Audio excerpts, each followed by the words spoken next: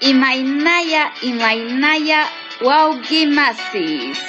Kaykunankutipi noqayku aparimuyku maychus la literatura infantil en quechua y en aymara como apoyo a la diversidad lingüística y cultural de Bolivia nisqata. Kay hinamanta siqsirisunchis kayan k'ayta. Los géneros literarios en la época precolombiana. La literatura aymara tenía mitos, fábulas, aunque muy poco en poesía. Esta también estaba basada a los fenómenos de la naturaleza, el amor y algunas analogías entre la mujer y las cosas de la naturaleza. En cambio, la literatura quechua conserva una mayor cantidad de géneros, sobre todo el lírico, en el que acontecimientos cotidianos y relatos iban acompañados, como es la música, poesía, teatro y danza.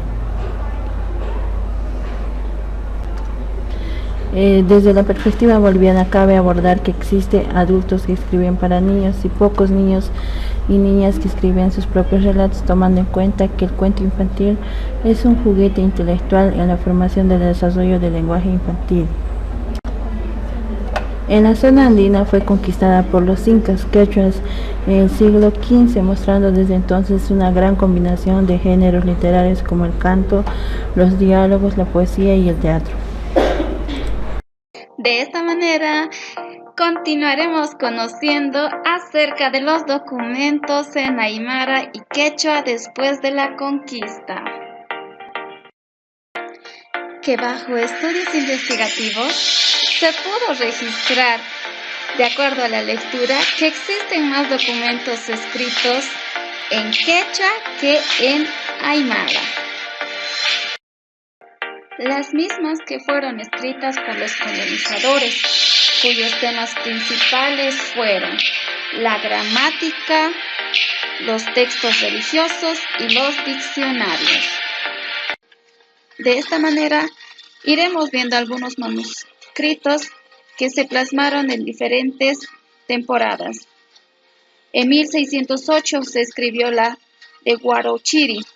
En ella se relatan hechos vivenciales de organizaciones precolombianas del Perú, incluso algunas situaciones religiosas que existieron en aquellas épocas. Por otro lado, en 1608, Diego González Holguín también escribió algunos diccionarios basados en castellano y quechua. De la misma manera, en 1612, Ludovico Bonifacio escribió el diccionario castellano-aymara. Y pues así, muchos libros se escribieron en base a instrucciones católicas, poesías líricas e himnos religiosos.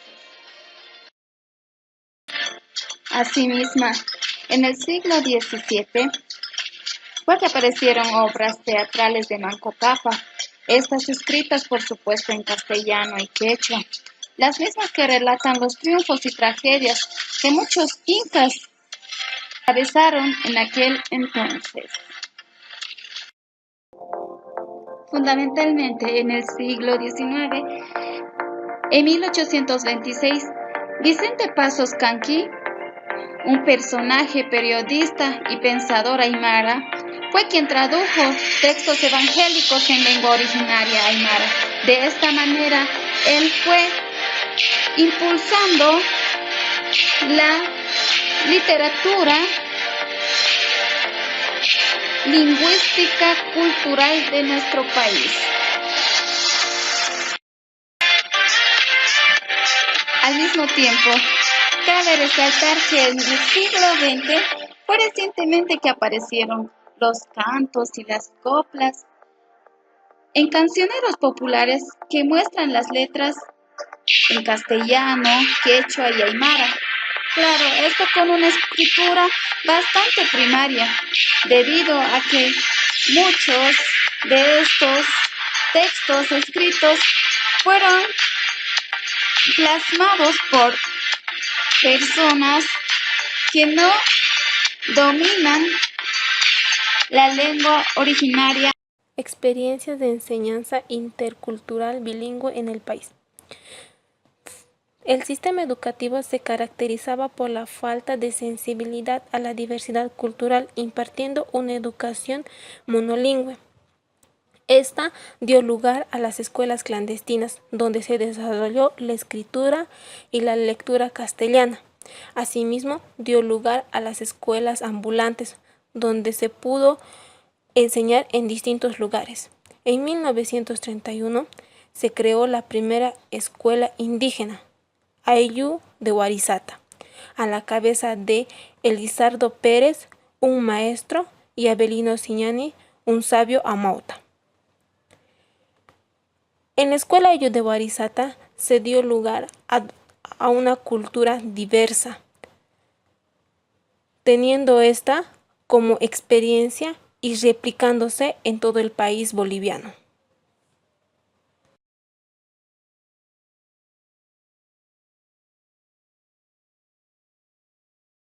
La reforma educativa de 1994. En julio de 1994 se promulgó la Ley de la Reforma Educativa en Bolivia, donde establecía que la educación boliviana sería participativa, intercultural y bilingüe, haciendo énfasis en la educación de calidad para todos los niños del territorio boliviano y dando lugar a la enseñanza de mujeres. Asimismo, esta reforma educativa hacía énfasis en las necesidades del aprendizaje del estudiante, respondiendo al desarrollo de las regiones del país. Hola, hola. En esta oportunidad daré a conocer un punto muy importante apoyando a lo que es la literatura infantil. El título dice Literatura infantil publicada en Aymara y Quechua.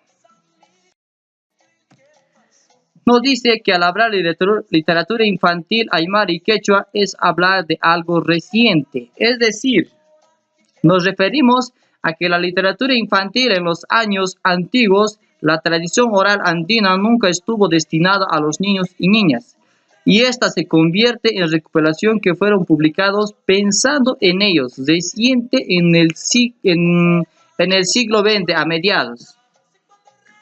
Es decir, antiguamente para los niños y niñas la literatura infantil no era tomado en cuenta, así por decirlo. Hoy en día, desde el siglo XX para adelante, sí ya está tomado en cuenta para poder fortalecer las diferentes capacidades de los niños y niñas. ¿De qué manera? Podemos mencionar de que los cuentos, los mitos, las leyendas están dentro de la literatura infantil y los cuales ayuda a los niños y niñas a fortalecer su habla y la familiarización de su contexto. Prosiguiendo siempre, nos dice, los primeros pasos fueron dados en las dos lenguas, intercultural y bilingüe, dice, en las dos lenguas nativas de dominio del contexto del niño o niña, del maestro o la maestra quien va a dictar. ¿Con qué finalidad se ha hecho todo esto, toda esta investigación? Con la idea de alfabetizar a los niños y adultos con cuentos extraídos de las culturas alfabetizadas. Es decir, todos estos cuentos, leyendas tienen una finalidad y esa finalidad es alfabetizar a los diferentes actores de la comunidad. Prosiguiendo siempre, la tradición oral aymara y quechua nos dice, hay una estadística, una cifra que llega a los 54%, de los cuales 42 son libros de literatura infantil y 12 son cartillas de alfabetización publicados entre 1967 y 2010. Desde esos años para adelante ya tenemos lo que es los libros alfabetizados. Por otro lado, teniendo en cuenta las cifras anteriores, tenemos en Bolivia una estadística de población total de 10.027.644 habitantes de los cuales el 21.8 son aymaras y el 26.5% son quechuas, haciendo un total de 48.3 de los aymaras y quechuas. Por otro lado, la ciudad del Alto tiene una multitudinidad de habitantes de 827.239 habitantes, de los cuales en este maravilloso departamento cuentan con 10 bibliotecas que tienen 15.000 ejemplares y 20 cartillas alfabetizados en los años 70.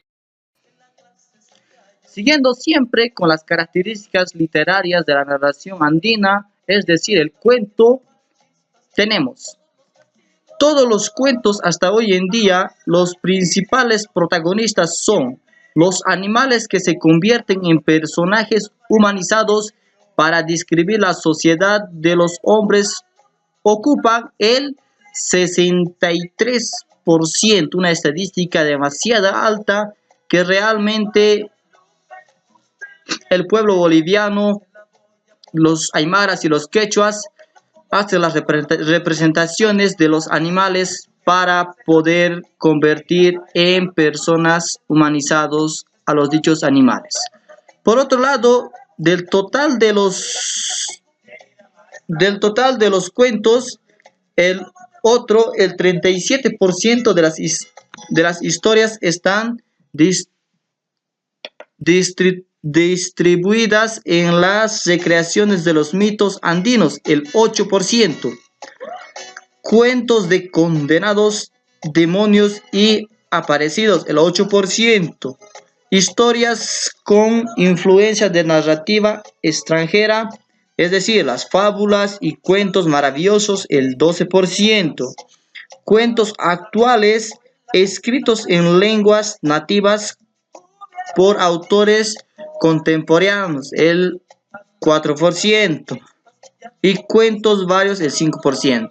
Es decir, en todas estas estadísticas que acabo de mencionar, los animales son los protagonistas principales o primordiales que ocupan para poder dar el personaje principal, convirtiéndose en personajes humanizados.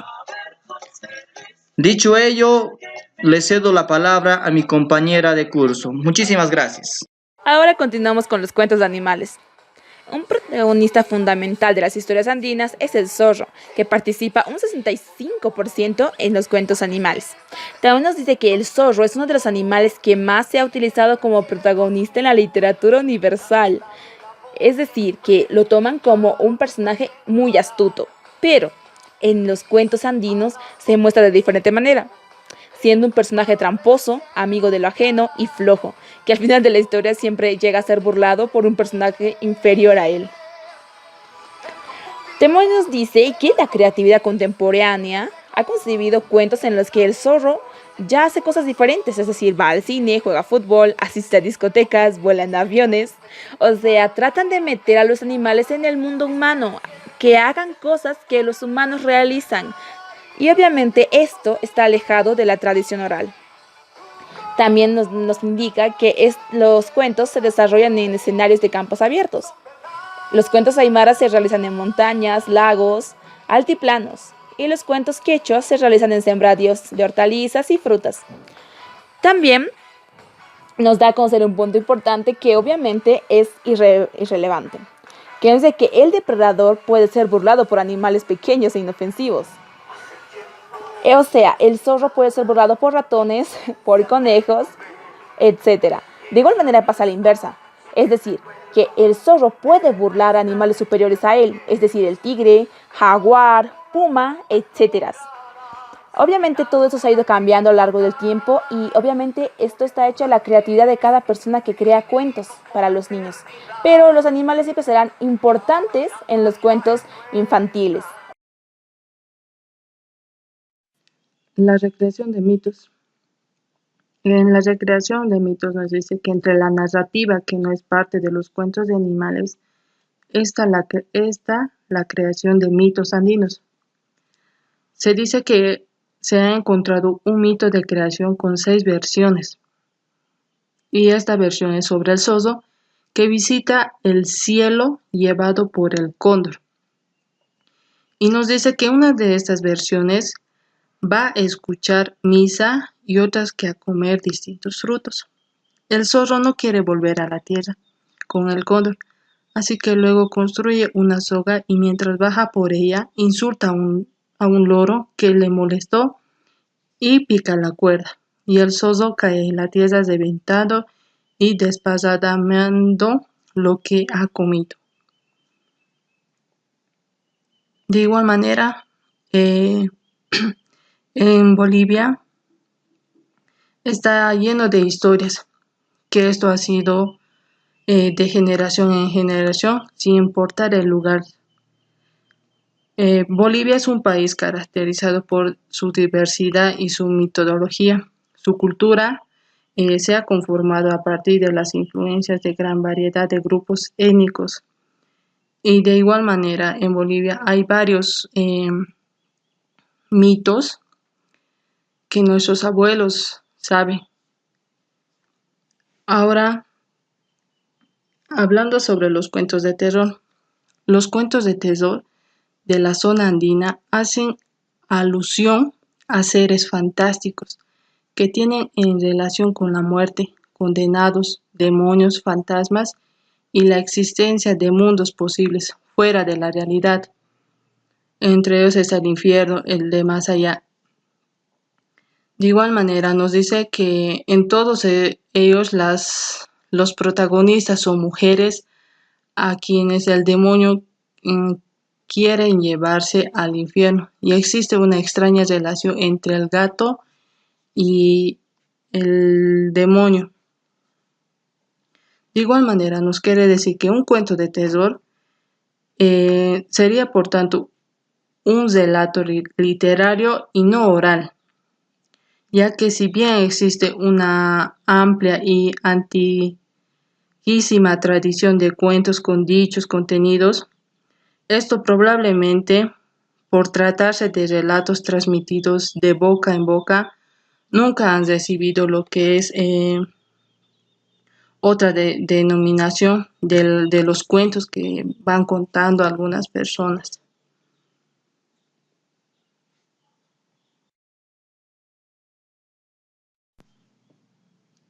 Cuentos con influencia extranjera. En esta parte nos quiere decir que en la variedad de cuentos que se han recopilado de la zona andina, se nota claramente la influencia de la literatura extranjera, sincretismo lógico entre dos culturas que convivieron durante 3 siglos. En esos están los que son las fuentes de estos cuentos provienen de un lugar de las fábulas, como se puede ver en el Esopo, que es una de las historias, lo que es la cigarra y la hormiga. Y esto se plasma lo que es en un cuento. De igual manera tenemos lo que es el pájaro gorjeador y el ratón. Y la fábula, el perro, el gallo y la zorra. De igual manera nos dice que una segunda fuente de inspiración de algunos cuentos andinos son de cuentos maravillosos. En eso hay varios que se involucran animales de granja que toman el modelo. De igual manera está lo que es uno que nos dice que son los músicos de Bremen. De igual manera hay otro que es Juanito y el comerciante.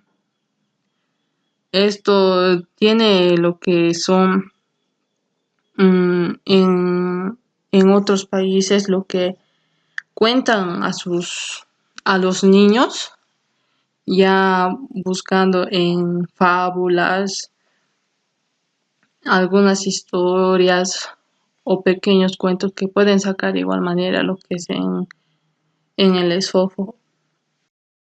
Esto probablemente por tratarse de relatos transmitidos de boca en boca, nunca han recibido lo que es otra denominación de los cuentos que van contando algunas personas.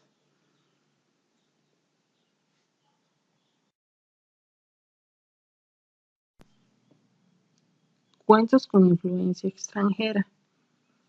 En esta parte nos quiere decir que en la variedad de cuentos que se han recopilado de la zona andina, se nota claramente la influencia de la literatura extranjera, sincretismo lógico entre dos culturas que convivieron durante 3 siglos. En esos están los que son las fuentes de estos cuentos provienen de un lugar de las fábulas, como se puede ver en el Esopo, que es una de las historias, lo que es la cigarra y la hormiga.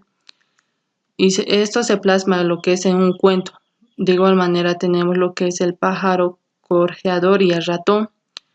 Y la fábula el perro, el gallo y la zorra. De igual manera nos dice que una segunda fuente de inspiración de algunos cuentos andinos son de cuentos maravillosos.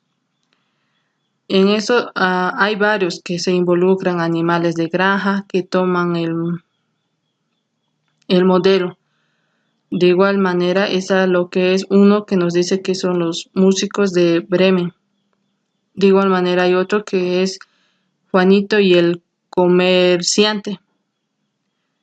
Esto tiene lo que son en otros países lo que cuentan a los niños ya buscando en fábulas algunas historias o pequeños cuentos que pueden sacar de igual manera lo que es en el esfofo. Los cuentos contemporáneos. ¿Qué son aquellos cuentos? Si bien los cuentos contemporáneos. Asimismo tenemos lo que también nos dice que los cuentos son tradicionales. También nos dice lo que son los cuentos. Ajinamanta kayankayta gankunaman riqsirichiyku wawqinasis. Kayankayqa warikuspa karqa Unidad de Formación Lengua Oral Escrita 2 nisqapa. Chantapis kayqa mañarikuspa kasqa licenciado Aguilar Sandinesqa. Hinallamantata kay qillqayqa hinata llank'ayqa ruwarikuspa kasqa pisqunawanchus Moscoso Terraza César nisqawan. Portales Serna Claudi. Zeque García Paola, Rodríguez García Loida Maribel, Velarde Jiménez Aide, Zárate Cabrera Rosalinda, Chantapis Felipe Porco, Candelaria Nisqawan.